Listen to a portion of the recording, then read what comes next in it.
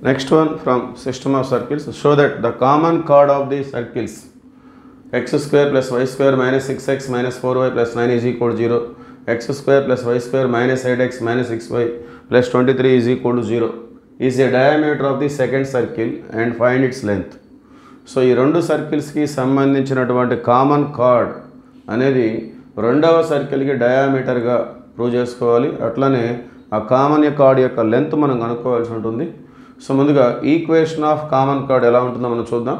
So given సర్కిల్స్ని S డాష్గా equation 1 equation 2గా తీసుకుందాం. సో ముందుగా equation of common card.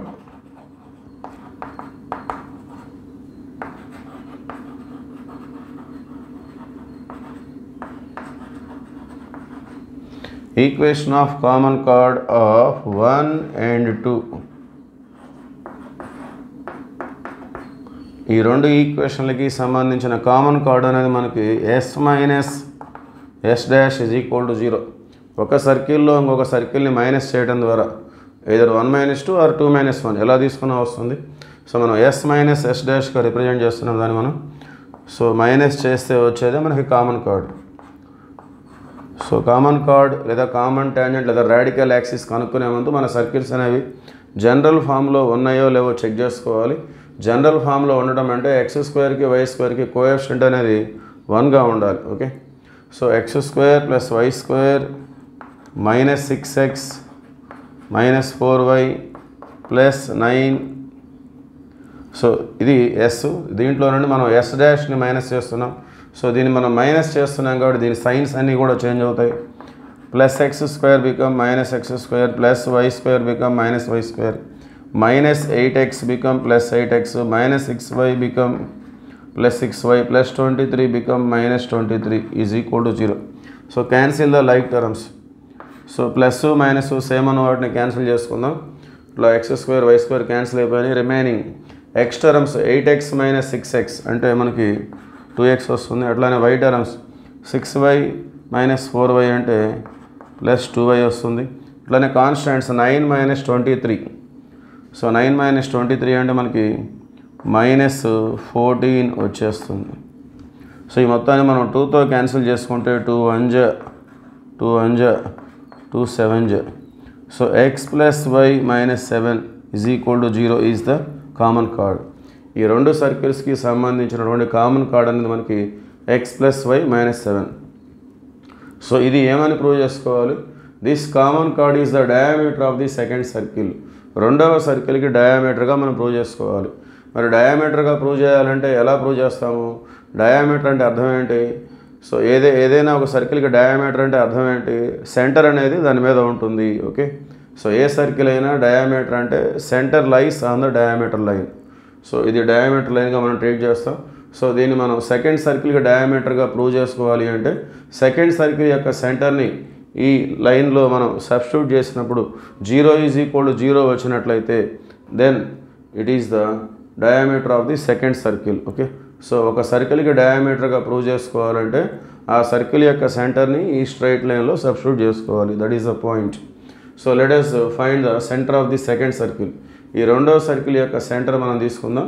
So ఈ ఎస్ డాష్ని మనం జనరల్ ఫామ్తో కంపేర్ చేసుకొని x square plus y square plus 2gx plus 2fy plus c is equal to 0. Okay. So general ఫామ్తో కంపేర్ చేసుకుంటే 2g సెకండ్ సర్కిల్కి సంబంధించింది. సో 2g అంటే మైనస్ 8. అట్లానే 2f అనేది మైనస్ 6. అట్లానే c కాన్స్టాంట్ అది 23. Okay. So g is equal to minus 4, f is equal to minus 3. So 2 4 2 3. Therefore centre c2 is equal to minus g minus f. Centre formula అది. So g minus 4 ఉంది, minus g అంటే plus 4, f minus 3 ఉంది, minus f అంటే plus 3. So ఈ సెంటర్ని మన common కార్డ్లో substitute చేస్తే 0 ఈజ్ ఈక్వల్ టు 0 వచ్చినట్లయితే then it will be the diameter of the second circle. Okay. So ECC equation of common chord x plus y minus 7 is equal to 0. So మనం centre C2ని మనం ఇందులో substitute చేసుకుందాం. x ప్లస్లో 4, y ప్లస్లో 3. 4 plus 3 minus 7 is equal to 0. 4 plus 3 7, 7 minus 7.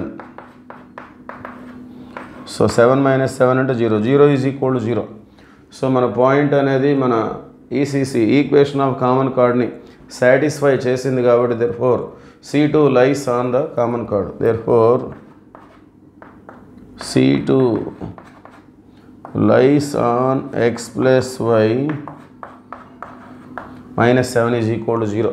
So second centre అనేది మన common card మీద ఉంది కాబట్టి therefore common chord is the diameter of the second circle. Okay, ఆ తర్వాత మనం length of the card, find its length అంటే లెంత్ ఆఫ్ ది కార్డ్ కనుక్కోవాలి. So let us see continuation.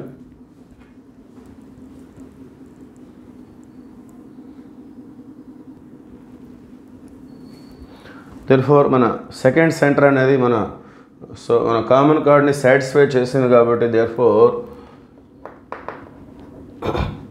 therefore common card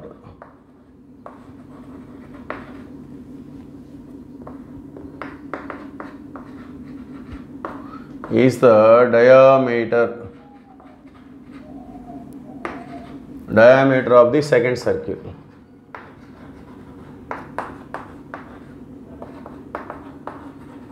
so next మనం length of card కనుక్కోవాలి. మరి length of card formula ఎలా ఉంటుంది? 2 into root of r square minus d square.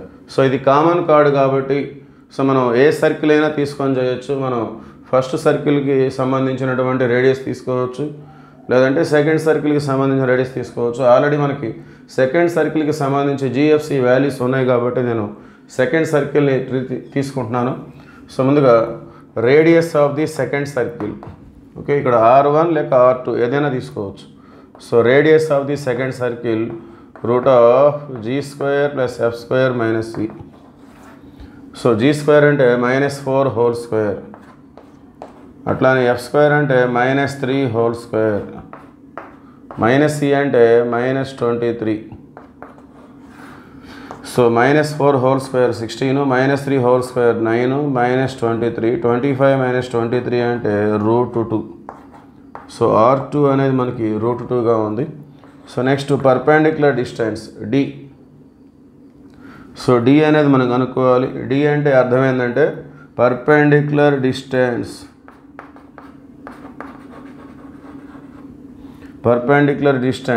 From C2 to the common chord.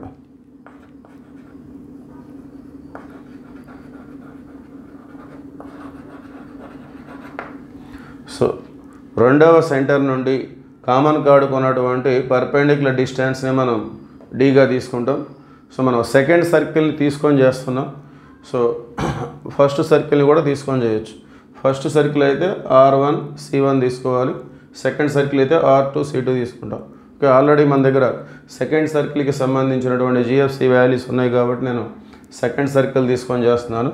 So మరి మనకి second సర్కిల్కి సంబంధించి common chord అనేది ఎలా ఉంది? డయామీటర్గా ఉంది. అంటే centre lies on the diameter. Centre అనేది డయామీటర్గా ఉన్నట్లయితే ఇప్పుడు పర్పెండిక్యులర్ డిస్టెన్స్ అనేది ఏమవుతుంది? 0. ఓకే, సో ఈ చిన్న రఫ్ డయాగ్రామ్ మీరు చూసినట్లయితే అర్థమైపోతుంది. సో ఇది first circle,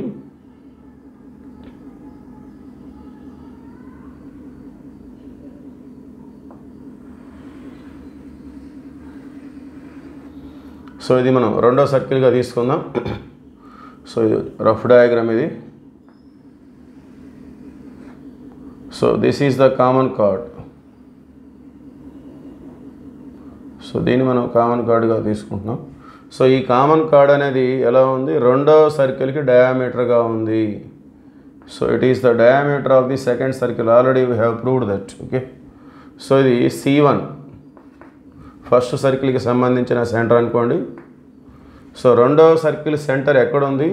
it lies on the common card. రెండవ సర్కిల్ యొక్క సెంటర్ అనేది కామన్ కార్డ్ మీద ఉంది. ఓకే, యాక్చువల్గా పర్పెండిక్యులర్ డిస్టెన్స్ అంటే అర్థం ఏంటి? సెంటర్ నుండి ఈ విధంగా డ్రా చేస్తాం. ఇది ఫస్ట్ సర్కిల్ నుండి. సో ఫస్ట్ సర్కిల్ యొక్క సెంటర్ అనేది కామన్ కార్డ్ మీద లేదు, అందువల్ల డిస్టెన్స్ అనేది ఫామ్ అవుతుంది. కానీ సెకండ్ సర్కిల్ అలా కాదు, దాని సెంటర్ అనేది మన కామన్ కార్డ్ మీదే ఉంది.